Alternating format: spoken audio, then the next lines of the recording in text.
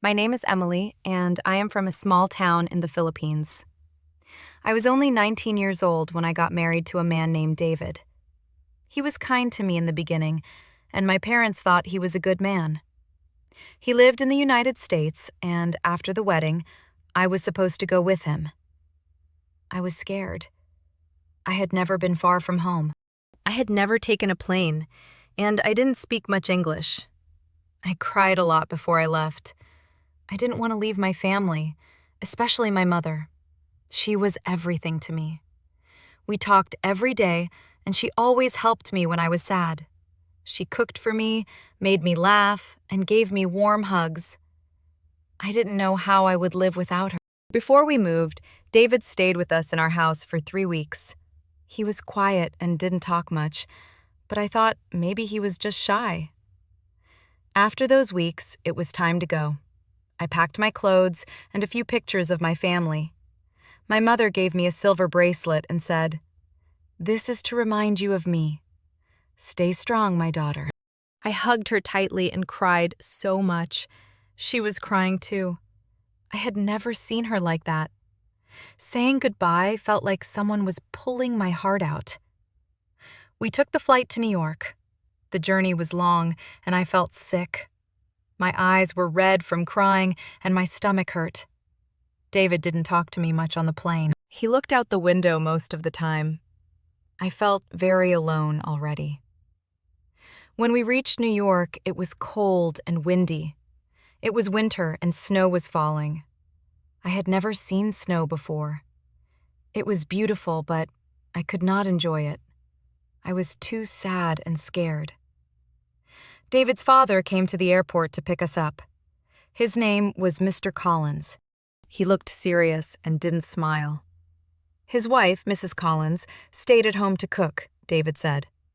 We arrived at their house in New Jersey. It was small, dark, and very quiet. I went to my room and sat on the bed. My heart was heavy. I missed my home already. That night, I could not sleep. I kept thinking about my mother, father, and my 2 younger brothers. I wanted to run back to them, but I couldn't. I was now a wife, and this was my new home. The next day, Mrs. Collins called me to the kitchen. She gave me a list of chores. Clean the living room, wash the dishes, cook rice, and don't be lazy, she said in a cold voice. I didn't understand everything, but I understood enough. I felt like a helper, not a daughter-in-law. I worked all day. My back hurt and my hands would dry from the cold water. David didn't help. He just sat with his father, drank coffee, and watched TV. When I asked him if I could rest, he said, "My mom likes things clean. Try to do your best." Every day was the same. I woke up early, cleaned, cooked, and stayed quiet. I didn't know how to say no. I didn't know how to speak up. I was too scared to make anyone angry. Mr. Collins had a loud voice, and he shouted if I did something wrong. One time I burned the rice, and he shouted so loudly that I cried in the bathroom for an hour. Weeks passed, and I started to feel more and more sad. I didn't laugh anymore. I didn't talk to anyone except David, and even he stopped listening to me. I missed my family so much. I wanted to call my mother, but David said the phone bill was too expensive. He told me I could call her once a month. I waited for that one call like it was gold. I cried when I heard her voice. I lied to her and said, "I'm fine, Mama. Everything is okay." But it wasn't okay. Nothing was okay. After 3 months, I found out I was pregnant. I was happy and scared at the same time. I thought maybe now things would get better. Maybe the family would be happy and David would love me more. But nothing changed. Mrs. Collins said, "Now you must work harder. A strong woman works even when she is pregnant." She gave me no rest. I worked with a heavy body and a tired heart. David still listened to his parents and never stood up for me. He didn't ask me how I felt. When I got sick in the mornings, he just said, Take rest after the work is done. One day I felt dizzy and almost fell in the kitchen. My hands were shaking and my head was spinning. I sat down on the floor and tears came to my eyes. I was so tired, so alone, and so scared. That night, I held my stomach and whispered to the baby, "You are not alone. I will protect you. I will be strong for you." The baby gave me hope. I started to dream about a better life. I wanted to learn English, get a job, and make money. I wanted to buy my own house where no one could shout at me. I didn't want to live in fear anymore. When the baby was born, it was a boy. I named him Ethan. He was beautiful, with big brown eyes and soft hair. I held him in my arms and felt strong for the first time. I thought, this is my son. I will protect him no matter what. But even after Ethan was born, things did not get better. I had to take care of him all alone. Mrs. Collins didn't help me. She said, "He is your baby, not mine." David went back to work a few weeks later, and I stayed at home with Ethan. I didn't sleep much. I didn't eat well, but I kept going. I told myself, one day this will change. One day I will have my own life. At night, I still cried sometimes. I looked at the silver bracelet from my mother and held it in my hand. I whispered, "I miss you, Mama. I hope you are okay. I will be strong. I promise." The first year with Ethan was the hardest. I was always tired. I woke up many times during the night to feed him. In the morning, I still had to clean, cook, and do everything in the house. No one helped me. Sometimes I felt like I was not a person, just someone to work and stay quiet. Mrs. Collins never smiled at Ethan. She didn't want to hold him or play with him. She said, "Babies are noisy. Keep him quiet." Mr. Collins didn't say much. He just looked at me like I didn't belong. One night, Ethan was sick. He had a fever, and I didn't know what to do. I asked David to take us to the doctor, but he was watching a movie. He said, "He will be fine. Just give him water." I was scared.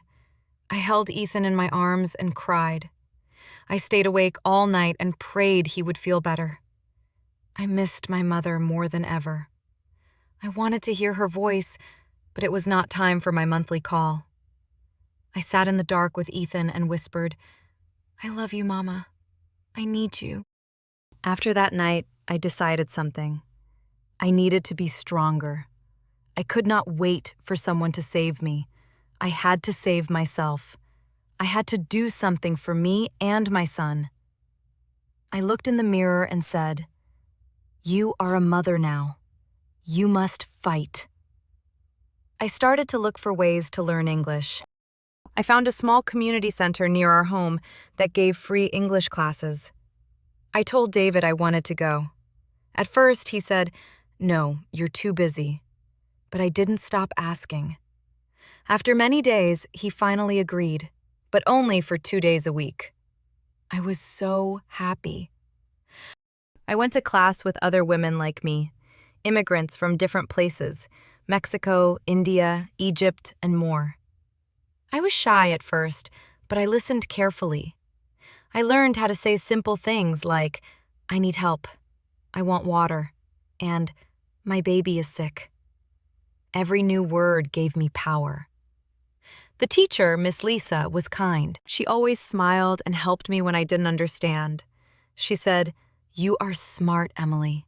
Keep going." Those words stayed in my heart. No one had called me smart in a long time. Slowly, I started to speak more English at home. David didn't care. He just said, "Do what you want." Mrs. Collins didn't like it. She said, "Why are you trying to be something you're not?" But I didn't stop. I was doing this for Ethan, for me, and for my future. After a few months, Miss Lisa told me there was a part-time job opening at a local bakery. I was nervous. I had never worked outside the house before. I asked David if I could try. He said, "You won't last 1 week." But I went anyway. The bakery was small but warm and friendly. The owner, Mrs. Grace, was kind. She showed me how to serve coffee, bag bread, and speak with customers. My English was not perfect, but I smiled and tried my best. Many people were patient with me. I worked 3 hours a day while Ethan stayed with David or Mrs. Collins. I saved every dollar I earned. It wasn't much, but it was mine. I felt proud. I bought my own winter coat and a small toy for Ethan. Working gave me hope. I saw that life could be better. I started to dream again. I wanted to get a full-time job one day, maybe study something and rent a small apartment for me and Ethan. I didn't want to live in fear anymore. But just when things were getting better, something bad happened. One evening, David came home late. He had been drinking. He walked into the house and started yelling. Ethan was sleeping, and I told him to be quiet, but he got angry. He shouted at me and pushed a chair. I was scared. I had never seen him like that before. I ran to the bedroom and locked the door with Ethan in my arms. I sat on the floor shaking. I knew then that I was not safe. Not for me, and not for my son. The next morning, I told Mrs. Collins what happened. She looked at me and said, "You made him angry. Maybe don't talk so much." I felt my heart break again. She didn't care. She never did. A week later, things got even worse. David and Mr. Collins were arguing about money. I stayed quiet in the kitchen, holding Ethan. Then Mr. Collins walked up to me and said, "You can leave if you don't like it here, but the boy stays." I froze. What did he mean? I said, "I'm his mother." He replied, "This is David's family. The boy stays with us." My legs felt weak. I thought I might fall. I said nothing and walked away. That night, I cried and held Ethan close to my chest. I whispered, "No one will take you away from me. I will never leave you." I called my mother that month and told her everything. I cried and cried. She cried too. She said, "Come back home, Emily. We will help you." But I couldn't leave. Not yet. I had no money, no place to go, and no way to take Ethan out of the country without David's permission. I was stuck. Still, I didn't give up. I kept going to work. I kept learning English. I saved more money little by little. I watched videos, read simple books, and practiced speaking every day. Miss Lisa helped me fill out papers to apply for a legal residency card on my own. She said, "You're doing great, Emily. Don't stop now." At the bakery, Mrs. Grace offered me more hours. I started working 5 hours a day. I bought a secondhand phone with my own money and started talking to other women at work. I learned about support groups for women like me. For the first time, I started to feel stronger inside. I still lived in that house, and I still had to be careful, but I knew I was not the same girl who arrived in New Jersey 1 year ago. I was growing, learning, and getting ready. Every night I held Ethan and whispered, "One day we will have our own home. One day you will smile every day. I promise." 2 years had passed since I first came to the United States. Life was still hard, but I was different now. I was not the quiet girl who cried alone every night. I was still afraid sometimes, but I had learned how to stay strong. I had a small voice, but I had started to use it. Ethan was now 2 years old. He could walk and say little words. He loved to laugh and run around. Every time he smiled, I felt like I could keep going. He was the light in my dark world. At the bakery, I had become one of the trusted workers.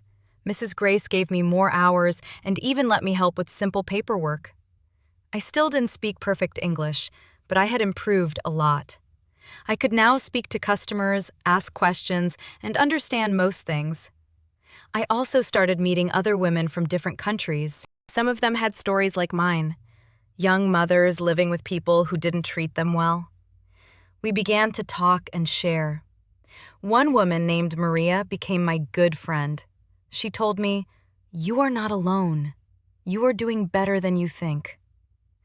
One day, she told me about a support group for women in my situation. They met every Saturday in a small room behind a local church. I was nervous, but I went. The room was full of women, some from Asia, some from Africa, some from South America. They were all strong in their own ways. A kind lady named Helen led the group. She spoke slowly and listened carefully. I told my story for the first time. I cried and my voice shook, but no one judged me. They nodded. They understood. After that, I went to the group every week. I started to feel stronger inside. Helen helped me find a free legal aid service. They told me my rights and helped me understand the law in the United States. They said, "No one can take your child away. You have the right to feel safe." That night, I thought about everything that had happened. The shouting, the cold looks, the fear, the silence. I asked myself, why do I still stay quiet around them? Why do I smile when I feel broken inside? Then, something inside me changed. I knew it was time. Not to run, but to move forward. With help from Helen and the legal aid group, I applied for a small apartment for low-income mothers. It was in a safe neighborhood close to the bakery. I saved enough for the first month's rent. When the time came, I packed my things while David was at work. I took my clothes, Ethan's toys, and my mother's silver bracelet. Mrs. Collins was in the kitchen when I left. She didn't stop me. She just said, "You'll come back. You need us." But I knew I wouldn't come back. My new apartment was small, but it felt big to me. It had 2 rooms, clean walls, and a window that let the sunshine in. I laid a mat on the floor, placed a blanket for Ethan, and sat down. I cried. But this time I cried because I was free. At first it was not easy. I had to cook, clean, work, and take care of Ethan all by myself. But I was used to that. The difference was, now I had peace. No one shouted at me. No one made me feel small in this space. I could breathe. One day, I got a letter from home. My mother had passed away. My heart broke all over again. I cried for days. I remembered how she told me to stay strong, how she gave me the bracelet, how she always believed in me. I felt guilty that I didn't visit her, that I didn't call her more. But then I remembered her voice. "Be brave, my daughter." I held Ethan close and whispered, "I'm sorry, Mama. I'm doing my best." After that, I promised myself something. I would live fully for my mother, for Ethan, and for me. Months passed. I continued working and saving. Ethan started going to a small daycare for a few hours while I worked. He made friends and learned new words. I watched him grow, and I felt proud. One day at the bakery, Mrs. Grace said, "You've come a long way, Emily. You should think about managing this place one day." I smiled. I still didn't believe I was that strong. But maybe I was. David tried to contact me a few times. He called and said, "Come back.